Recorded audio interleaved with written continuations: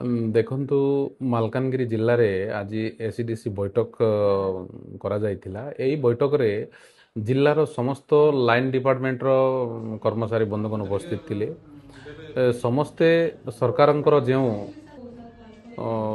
ଉନ୍ନତିମୂଳକ କାର୍ଯ୍ୟକ୍ରମ ରହିଛି ସେ କାର୍ଯ୍ୟ କେତେ ଦୂର ଆଗେଇ ଚାଲିଛି ଏବଂ ତା ଡିଲେ କ'ଣ ପାଇଁ ହେଉଛି ଏସବୁ ଉପରେ ତଦାରଖ ହେଲା ଏବଂ ମୁଁ ପ୍ରତ୍ୟେକ ବ୍ଲକରେ 3 ଗୋଟି ଗାଁକୁ ଏଡପ୍ଟ କରିବା ପାଇଁ ଚାହୁଁଛି ଏବଂ ସେହି ଗାଁକୁ ଆଦର୍ଶ ଗାଁରେ ପରିଣତ କରିବାର ଗୋଟେ ଲକ୍ଷ୍ୟ ରଖିଛି। ସେହି ଲକ୍ଷ୍ୟକୁ କେମିତି ଆମେ ହାସଲ କରିବା, ସେହି ଲକ୍ଷ୍ୟକୁ କେମିତି ଆମେ ଅତି ଶୀଘ୍ର କରିପାରିବା ଏବଂ ସୁନ୍ଦର ଗାଁ ପ୍ରତ୍ୟେକ ବ୍ଲକରେ 3-3ଟି ସୁନ୍ଦର ଗାଁ ଗୋଟେ ତିଆରି କରିବା, ସେହି ଉଦ୍ଦେଶ୍ୟରେ ଆଜି ବୈଠକ ହେଇଥିଲା ଏବଂ ମୁଁ ସମସ୍ତ ଅଫିସରମାନଙ୍କୁ ଗୋଟେ ଟାର୍ଗେଟ୍ ଦେଇଛି।